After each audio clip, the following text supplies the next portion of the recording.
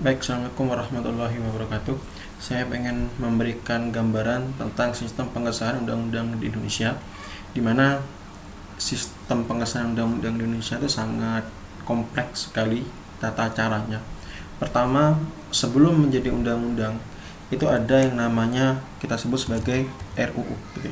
Nah, RUU ini merupakan rancangan undang-undang. Nah, RUU ini bisa berasal dari DPR sendiri atau bisa berasal dari pemerintah. Nah, jadi RUU itu tipe macamnya, jadi bisa dari DPR sendiri atau bisa dari pemerintah, tergantung dari mana asalnya. Dan biasanya rancangan undang-undang ini DPR dan pemerintah punya hak untuk mengajukan. Tetapi itu semua rancangan undang-undang yang diusulkan oleh DPR dan pemerintah tentunya pasti untuk kepentingan kita semua atau untuk kepentingan rakyat gitu ya. Nah, ketika itu nanti undang-undang ini akan dirapatkan di yang namanya di DPR itu ada yang namanya badan legislasi ya. Di DPR itu ada yang namanya balek gitu ya. Balek ini atau disingkat sebagai badan legislasi. Nanti di situ akan dirumuskan undang-undang itu gimana dari usulan dari pemerintah sendiri dan usulan dari DPR sendiri di badan legislasi. Karena DPR itu punya yang namanya prolegnas. Nah, prolegnas ini kepanjangan dari program legislasi nasional. Nah, jadi program prolegnas atau yang disebut sebagai program legislasi nasional ini setiap 5 tahun ada berapa undang-undang yang kiranya itu harus disahkan. Nah, misalkan setiap 5 tahun harus menargetkan kurang lebih 500 atau 600, ya terserah dari pihak dari DPR sendiri. Nah, itu terserah. Nah, nanti dari program legislasi dari badan legislasi akan dibahas bersama. Nanti akan dibahas di badan legislasi juga, nanti akan dibawa ke fraksi yang ada di DPR, karena DPR itu kan lembaga politik. Pasti kan setiap fraksi itu artinya kumpulan dari kelompok partai-partai politik ya. Bisa fraksi Golkar, fraksi PDI, fraksi Nasdem dan macam-macam. Itu dibawa dulu dari badan legislasi, dibawa ke fraksi dulu. Dari fraksi gimana? Sepakat, di badan legislasi sepakat.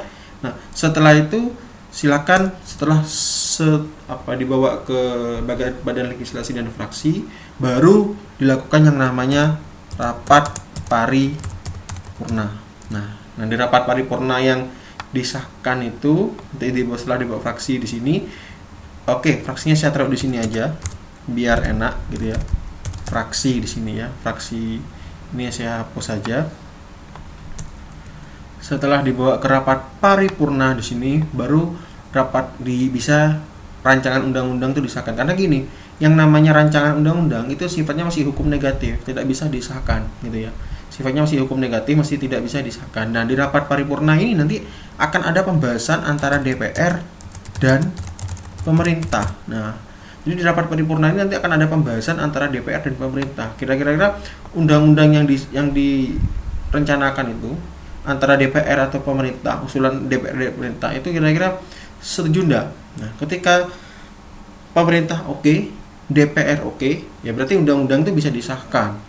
Dan bisa disahkan, draftnya bisa disahkan, bisa ditandatangani bersama biasanya antara DPR dan pemerintah. Nanti bisa dibawa ke Menteri Hukum dan Hak Asasi Manusia untuk pengesahannya antara DPR dan pemerintah. Nah, ketika undang-undang itu biasanya tidak sepakat dengan masyarakat, di alam demokrasi itu bisa untuk dituntut.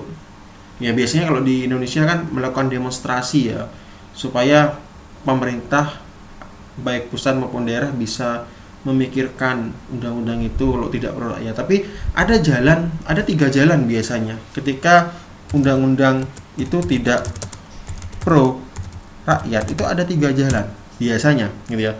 Yang pertama ada yang namanya legislasi review gitu ya. Ada yang namanya legislasi review.